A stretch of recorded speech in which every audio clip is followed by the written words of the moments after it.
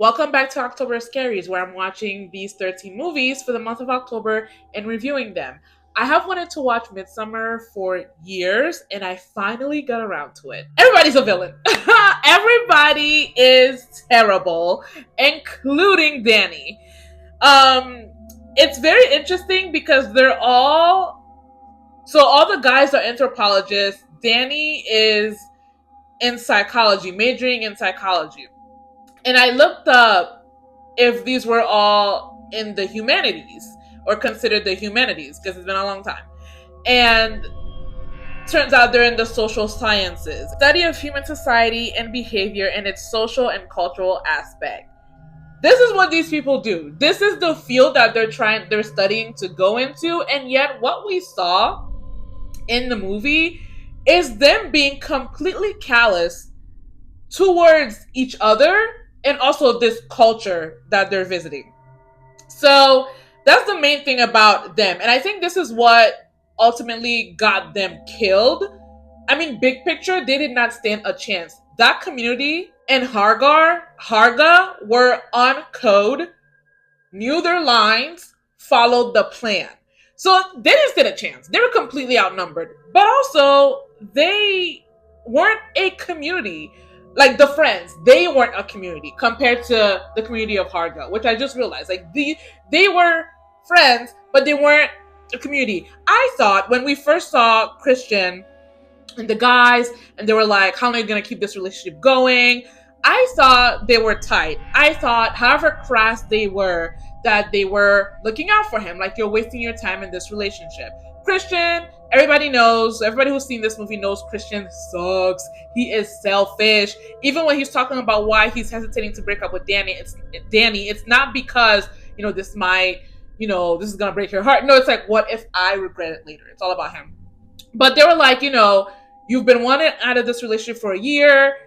Josh says, are you paying attention to this relationship so that you avoid the real work that you have to be doing? So I thought, they were tight. They were a group of friends. Assholes, but friends. But then when Christian bites off of Josh to infringe on his thesis, and then when Mark goes missing and Josh goes missing, and Christian is not worried at all, I'm like, oh, these guys do not care about, like, they are callous towards each other.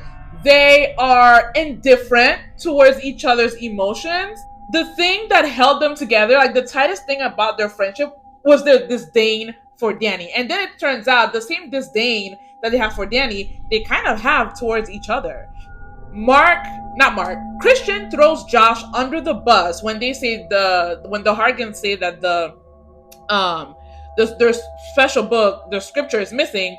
Christian immediately throws Josh under the bus, despite not having seen the man forever. And the reason why I count Danny as a villain is not only because of what she does at the end of the movie. I have more to say about that. It's mainly because she doesn't, like, she's looking at Christian like, how can you say this about Josh? But she's not saying shit to defend Josh either. That group is ultimately apathetic towards each other. And so that's how they can get picked off by the Hargans, and it is what it is. That's what happens to them. I mean, even in the fact that, like, when they saw the older couple drop, throw themselves off the cliff, yes, they looked like Christian. Josh was just curious and interested to see this, even though he looked shocked to actually see it. But and Christian was shocked, and Danny was traumatized, re-traumatized. But then Christian was inspired to study this. Josh wanted more of it. And then Mark's reaction was, of all the things for me to miss, they're assholes.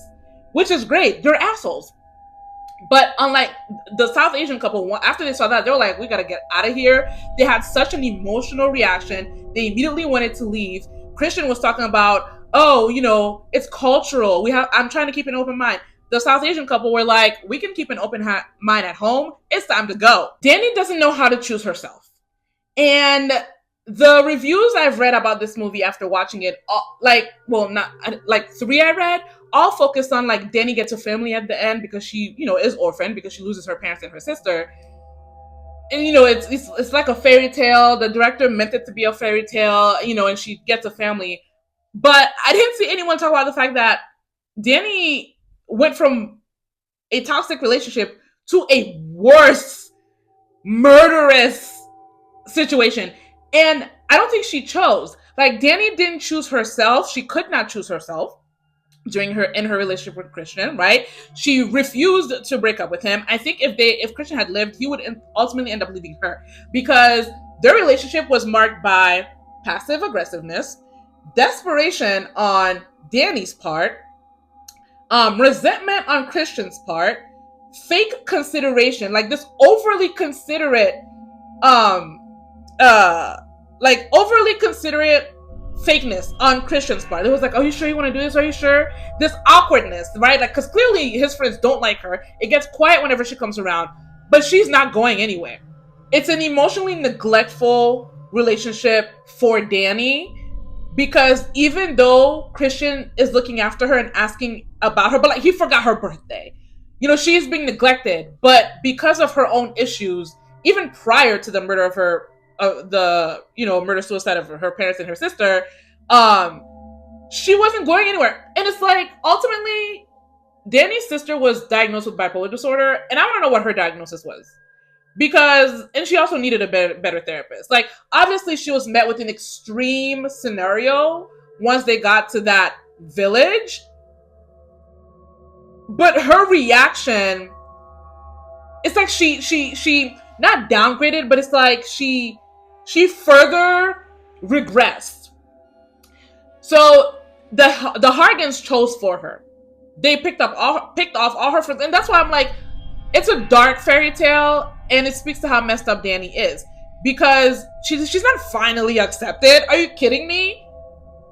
This new relationship is marked by murder, drugs. She was frequently drugged, murdered all her boyfriend's friends, murdered her boyfriend who she was never going to leave. Okay. And even after she sees the couple, throw themselves off the cliff, and then Pele comes to talk to her, it's during, he brings up family, her soft point, her soft spot. It's manipulation. He brings up family when all she wants is to leave. She wants to leave, and he doesn't facilitate her leaving, because Pele is a predator, just like his entire community. Instead, like, he hits at her soft spot. He's like, Christian's not, he doesn't hold you, and all that stuff. So, and then after she becomes May Queen, and Jennifer, Janine, and I had a discussion about when do we think, she started turning towards the family. Because with that last shot of her smiling, which I don't like, I wish it had been more subtle, of her like smiling like a villain. We talked about like, when do we think she started to turn towards the community? And I think it was during the maypole dance, because prior to the maypole dance, she was very freaked out. She was very suspicious. She was concerned about Simon and Connie and Josh and Mark and where are they? But then she goes and willingly drinks that tea. And I think that's the start of her considering this community. And then the act of choosing Josh, before we got to that last shot of her, I thought she chose Josh. She chose Christian to put him out of his misery, because what kind of existence was he going to have in that state? But I think when she chose him, and clearly it was difficult for her, and I think that's why she looked so emotional, it was difficult. I think she chose to embrace this community and become part of them. I think that's what that choice, her choosing Christian, signified. The movie is an absolute 5 out of 5. I loved all the foreshadowing within it. I'm sure there were more than I think I caught. And even when I went back and rewound in writing my little notes, I caught Pele saying to Danny, or when Danny corrected him, because he was like, you're in psychiatry, right? She needed a psychiatrist. And she was like, no, psychology, that's how you know I'm crazy. And he goes, that and that look in your eye,